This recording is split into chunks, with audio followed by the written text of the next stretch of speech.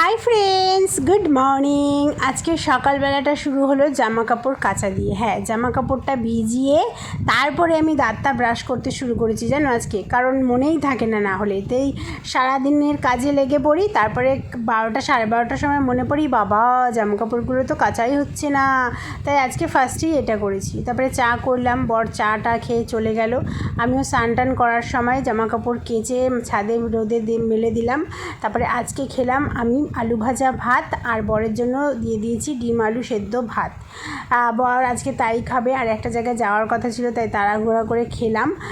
তারপরে একটু রেস্ট নিলাম। রেস্ট নেওয়ার পরে বর দেখলাম ফুচকা এনেছে আমার জন্য, আর ওর জন্য কচুরি এনেছে। সেটা খেয়ে দুজনের দিকে তাকিয়ে ফোন ঘাটাঘাটি, ফোনে কথা, এই সমস্তই চলছে।